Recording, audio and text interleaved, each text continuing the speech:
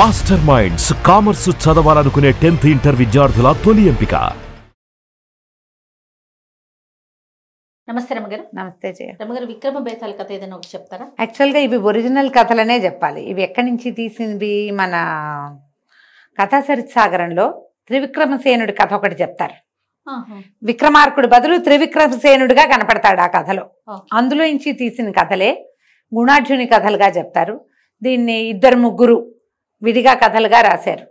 మన దగ్గర ఇంచుమించు 2-3 రకాల పుస్తకాలు ఉన్నాయి. కాస్త పేర్లు అటు ఇటు అవుతాయి కానీ కథలు మాత్రం సేమే. పట్టువదలని విక్రమార్కుడు లేదా త్రివిక్రమసేనుడు లోపలికి నడిచాడు. దాన్ని భుజాన్ని వేసుకున్నాడు కళేబరాన్ని. బయటికి వస్తూ ఉంటే దాన్ని ఆశ్రయించుకుని ఉన్న భేతాళుడు ఈ కథ చెప్పాడు. పూర్వం అట ఒక రాజకుమారుడు మంత్రి కుమారుడు పరమ స్నేహితులుగా ఉండేవాళ్ళు.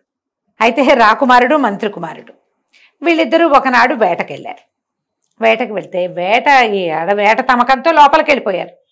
సైన్యం అది ఓ పక్కకి వెళ్ళిపోయింది. వీళ్ళిద్దరూ మాత్రం జంటబాయని పక్షులు కలిసి ఉంటారు. వీళ్ళకి లోపల ఒక పెద్ద కొలను, చాలామంది స్త్రీలతోటి పరివృతంగా ఉన్న ఒక అద్భుతమైన అందగత్తెగా ఉన్న ఒక స్త్రీ కనపడింది, ఒక యువతి. చూడగా చూడగా ఈ రాజకుమారుడు ఆమెతో ప్రేమలో పడిపోయాడు. ఆ అమ్మాయి ఏం చేసింది, ఒక తామర పువ్వు తీసి చెవిలో పెట్టుకుంది, నీలిరంగు కలువని తీసి చెవిలో పెట్టుకుంది. తర్వాత అన్నోడు తెచ్చి పళ్ళు ఇలా తోముకుంటూ చేసింది. తర్వాత ఏం చేసింది, ఒక దీన్ని పద్మాన్ని తుంపి తలలో పెట్టుకుంది. పెట్టుకున్నాక గుండె మీద ఇట్లా చేయి పెట్టుకుంది, 2 చేతులు ఇట్లా పెట్టుకుంది. ఏవో సైగలు అవి. రాజకుమారుడికి అమ్మాయి మీదే దృష్టి ఉంది. ఇతను చూస్తున్నాడని మంత్రి కుమారుడు పెద్దగా అతను అలా ఆ ధోరణి కలిగిన వాడు కాదు. అయితే యువతలకు వచ్చేసారు. ఇంకా అక్కడ నుంచుంటే బాగుండదు, చాలామంది స్త్రీలు ఉన్నారు. వాళ్ళకి సైనికులు వాళ్ళు వీళ్ళు ఆడాళ్ళు కథలు నిలిపించే వాళ్ళు ఉంటారు. వెగటుగా ఉంటుంది. యువతలకు వచ్చాక ఇతనికి ఆ అమ్మాయి గుర్తొస్తుంది.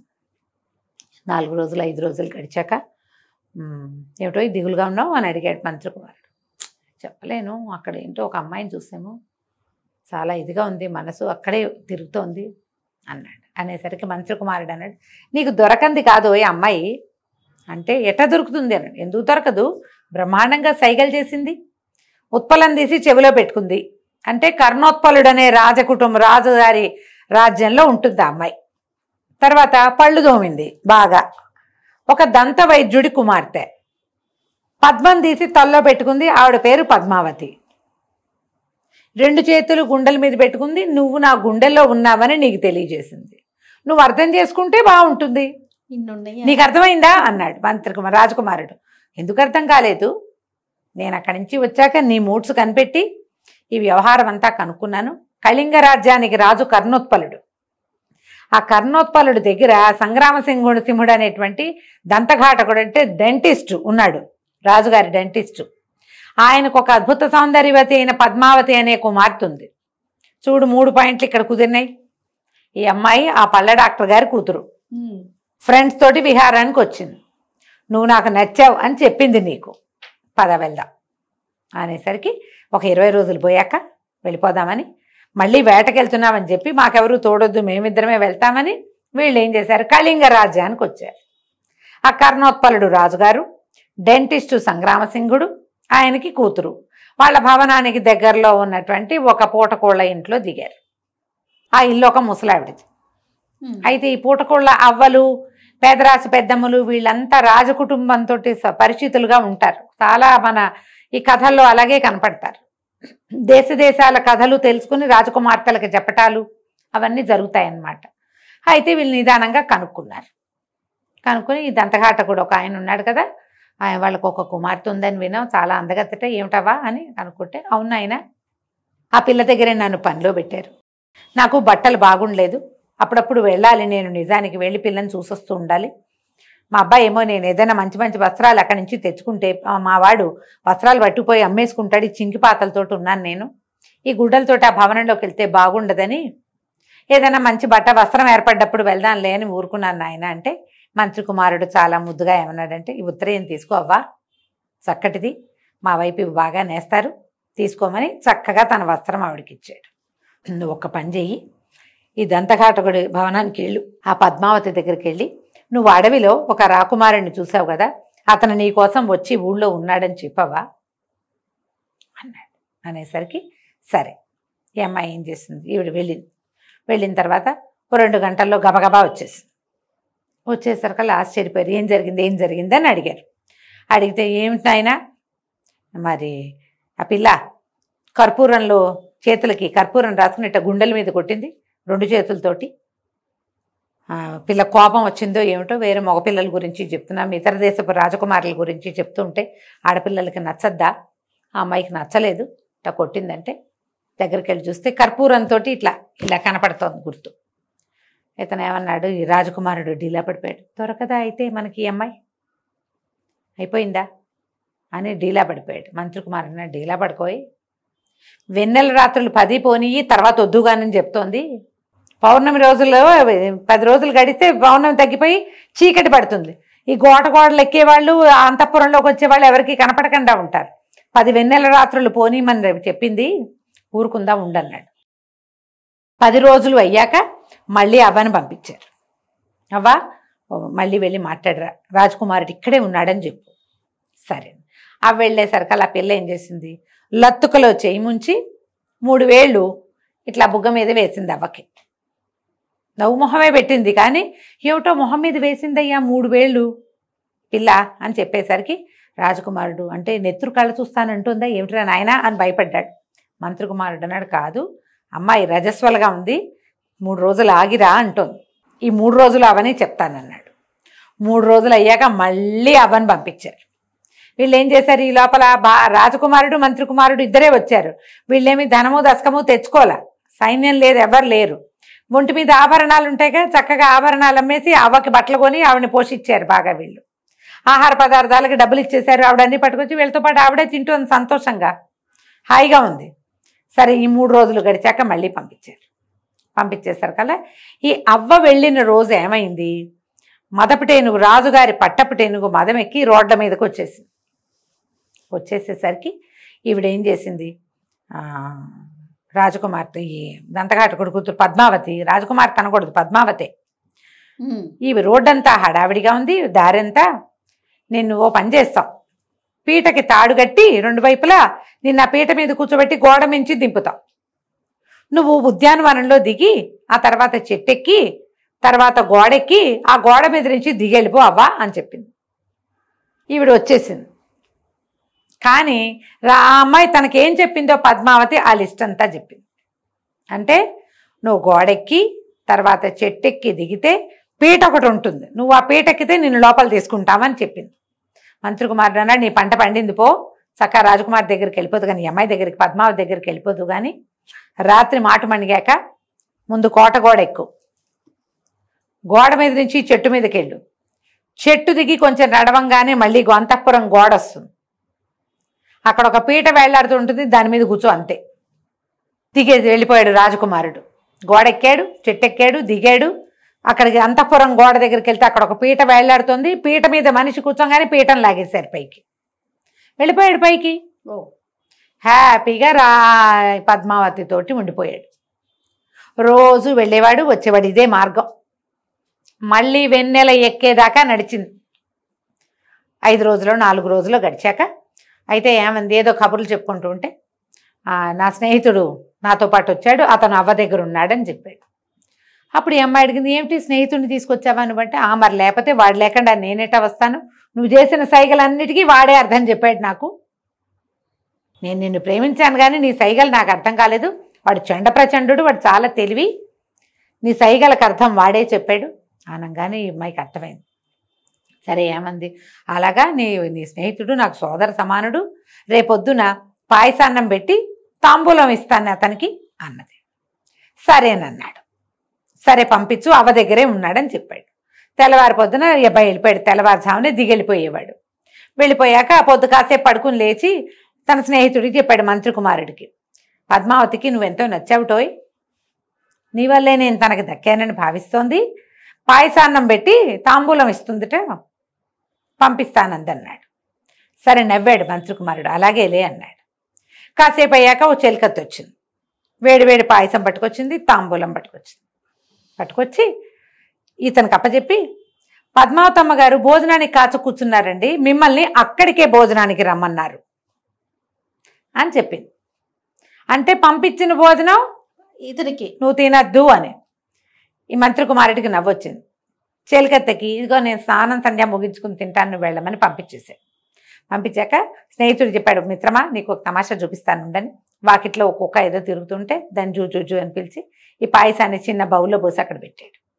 ఆ పాయసం తిన్న కుక్క గింగిరాలు తిరుగుతూ పడి చచ్చిపోయింది. రాజకుమారుడు ఆశ్చర్యపడి, ఇదేమిటి ఈ వింత, విషాహారం ఎందుకు పంపించింది పద్మావతి నీకు అనేసరికల్లా, అది కాదోయ్, నీకు క్లోజ్ ఫ్రెండ్ ఒకడు ఇక్కడ ఉన్నాడు అంటే తన మీద మోజు తీరిపోయాక నిన్ను నేను తీసుకెళ్ళిపోతాను అనుకుంటోంది ఆ అమ్మాయి. నన్ను నమ్మట్ల. ఇంత తెలివిగలవాడు తనకి నామం పెట్టి నిన్ను తీసుకుపోతానని నా పీడ విరగడి చేసుకుంటే నువ్వు చచ్చినట్టు ఇక్కడే ఉన్నావు. ఎందుకంటే నువ్వు తెలివి లేదని నువ్వే చెప్పేసావు కదా, అది అమ్మాయి తెలివి అనేసరికల్లా రాజకుమారుడు అన్నాడు, ఎట్లా తీసుకెళ్ళాలి ఈ అమ్మాయిని మనం అన్నాడు. నేను చెప్తాను ఒక మంచి పని అని. అక్కడ అటు ఇటు చూసి బజార్ వెళ్ళి ఒక చిన్న ఇంత త్రిశూలం తీసుకొచ్చాడు. ఆ త్రిశూలం ఎట్లా ఉంది, కొంచెం కాడ పట్టుకుంటే కరెక్ట్గా ఇలా ముద్ర వేయటానికి వీలుగా ఉందన్నమాట.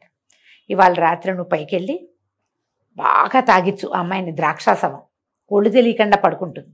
ఈ త్రిశూలాన్ని అక్కడ ఉండే దీపం మీద కాల్చి నడుం మీద వాత పెట్టు, ముద్ర వేసి వచ్చేసి తర్వాత చెప్తానన్నాడు. సరే, రాజకుమారుడు ఆ అమ్మాయిని ఏమనలా. వీడు ఎలా చెప్తే అలా చేస్తాడు, తన స్నేహితుడు చెప్పినట్టు చేస్తాడనమాట. రాత్రికి మళ్ళీ కోటలోకి వెళ్ళి అంతఃపురంలోకి శుభ్రంగా ఇద్దరు కబుర్లు చెప్పుకుని ద్రాక్షాసవం బాగా తాగిచ్చాడు. ఒళ్ళు తెలియకుండా ఆ అమ్మాయి పడుకోగానే ఆ త్రిశూలాన్ని కాల్చి నడు మీద వాత పెట్టి వచ్చేసాడు. వచ్చేటప్పుడు ఏం చెప్పాడు అతను, పద్మావతి ఒంటి మీద నగలన్నీ ఒలుచుకునిరా. అమ్మాయి పెట్టుకుంటుంది, ఏవో ఉంటాయి, రాత్రిళ్ళు పడుకునేటప్పుడు కూడా కొంచెం ముత్యాల దండలని గాజులని ఉంటాయి కదా, ఆ గాజులు, కర్ణోత్పలాలు, మెళ్ళలో ఉండేవి, నడుముకుండేవి సాధనాలు పుచ్చుకొచ్చేసి అన్నాడు. అమ్మాయి నిద్రపోతోంది కదా, వాత పెట్టేశాక ఈమె నగలు 4 ఒలుచుకుని మూట కట్టుకుని కిందకి తీసుకొచ్చేసాక ఏం చెప్పాడు ఈ మంత్రి కుమారుడు, నేను శ్మశానం దగ్గర కూర్చుంటా, మునివేషం వేసుకుని తాపసి వేషంలో ఉంటా. నువ్వేం చేస్తావంటే ఈ ముత్యాల హారం పట్టుకెళ్ళి బజార్లో అమ్ముకురా. ఆ రోజు పొద్దున్నే ఏం జరిగిందంటే రాజకుమారుడు మరణించాడు. ఊరంతా విచిత్రంగా చెప్పుకుంటున్నారు.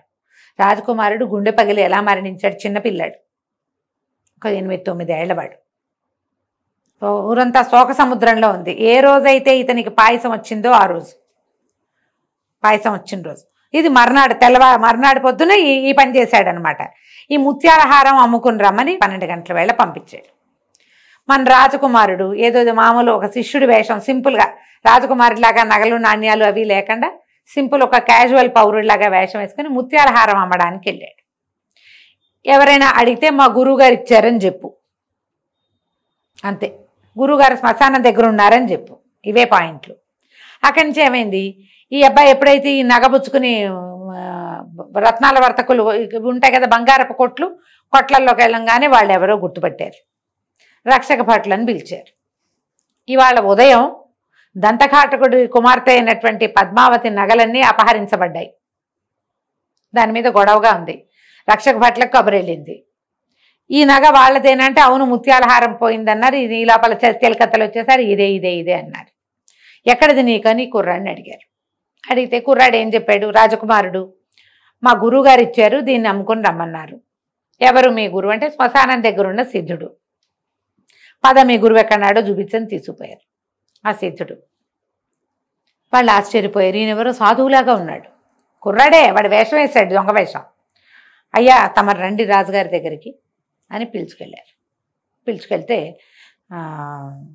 ఏమండి ఈ నగలు అవి మీకు ఎలా వచ్చాయి, ఇంకా చూస్తే ఈయన దగ్గర ఇంకా నగలు ఉన్నాయి అంటే ఆయన ఏం చెప్పాడంటే, నేను 2 రోజులుగా ఈ నగరంలో ఉన్నాను, ఈ కుర్రాన్ని రాగానే శిష్యుడిని నా వెంట పెట్టుకొచ్చాను.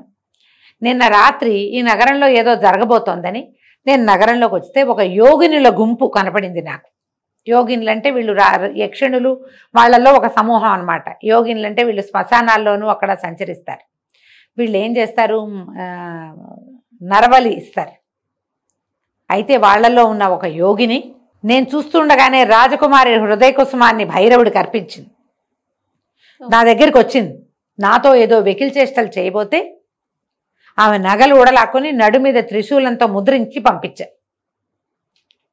ఆ నగలు ఇవి అని చెప్పాడు. చెప్పంగానే ఆశ్చర్యపోయారు. మీరు ఆ యోగినులు ఎటువైపు వెళ్ళారు అంటే నాకు తెలీదు, నేను అలా చూడలేదు, కానీ ఏవో భవనాల సమూహంలోకి వెళ్ళినట్టే కనపడింది. ఆ యోగినిగా ఉన్న ఆమె సాధారణ స్త్రీ కాదు, ఏదో ఉత్తమ జాతికి చెందిన స్త్రీగా ఉంది అనగానే రాజుగారు వెంటనే పెద్ద పెద్ద భవనాల్లో ఉన్న ఆడపిల్లలందరిలోనూ ఎవరి నడు మీద త్రిశూలం ముద్ర ఉందో చూడమన్నారు. చూసొచ్చారు. దంతఘాటకుడి కుమార్తె అయినటువంటి పద్మావతి నడు మీద త్రిశూలం ఉంది. ఆ ముసలమ్మలు అందరు ముసలమ్మలు పంపించారు చూసి రావడానికి. ఇగో వీళ్ళ అమ్మాయి నడు మీద ఉంది అనగానే ఆ పిల్లని పట్టేసుకున్నారు.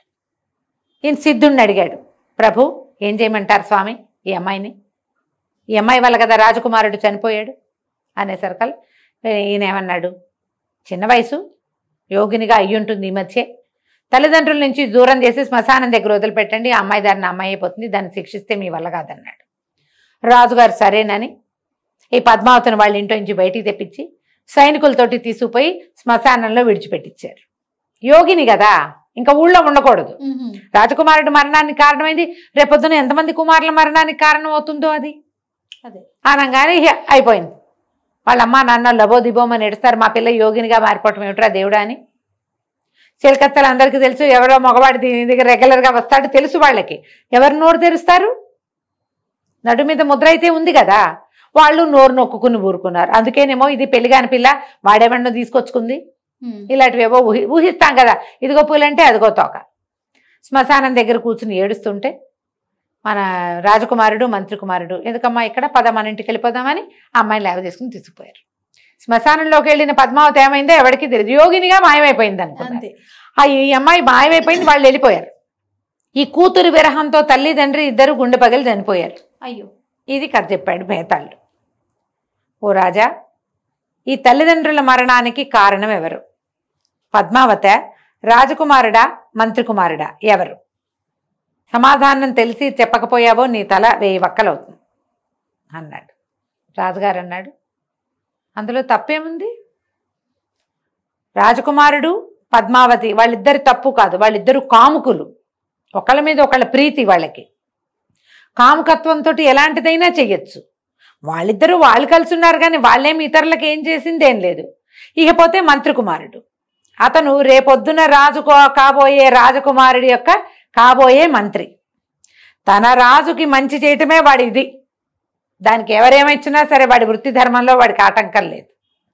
అయితే ఇక్కడ తప్పు కళింగ దేశాన్ని ఏలేటువంటి కర్ణోత్పలుడిది. ఆయన ఈ సిద్ధుడెవడు, వీడు ఏ రోజు వచ్చాడు, ఆ రోజు రాత్రి వీడొకడే దాన్ని ఎట్లా చూశాడు, ఇలాంటి ఏ విచారణ చేయలేదు. చెప్పగానే పద్మావతిని తీసిపోయి శ్మశానంలో పెట్టేశాడు. ముందు వెనక ఆలోచించద్దు రాజు అయిన వాడు. కాబట్టి ఈ తల్లిదండ్రుల మరణానికి ఏదైనా పాపం అంటూ జరిగి వస్తే అది కర్ణోత్పలుడి అకౌంట్లో పడుతుంది. పద్మావతి తప్పు లేదు, రాజకుమారుడి తప్పు లేదు, మంత్రి కుమారుడిది తప్పు లేదు, వీళ్ళని కలిపిన ఆ ముసల్దానిది తప్పు లేదు, ఎవరివి తప్పంతా కర్ణోత్పలుడిది. తమ ఊళ్ళోకి ఎవరు వచ్చారో ఎవరు పోయారో ఆ లిస్ట్ అంతా తీయించద్దు. లాండ్ ఆర్డర్ లేదు అక్కడ. రాజుగా పనికిరాడు కర్ణోత్పలుడు ఆనంగానే బేతాళుడు శభాష్ అన్నాడు, చాలా బాగా చెప్పావు, కానీ నువ్వు మౌనభంగం చేసావు కదా, నేను వెళ్ళిపోతున్నాను, ఇదే నిజం అని చెప్పి మళ్ళీ శవంతో సహా చెట్టెక్కాడు. బేతాళుడు చెట్టెక్కాడు, ఈయనేమో వెనక్కి నడవటం మొదలుపెట్టాడు. కథ పాయింట్ చూసావు ఎట్లా వచ్చిందో? చాలా బాగుంది. ఇలాంటివి ఒరిజినల్ కథలు చెప్పుకుందాం కొన్ని. తప్పకుండా రమ్మగారు. నమస్తే. నమస్తే జీ.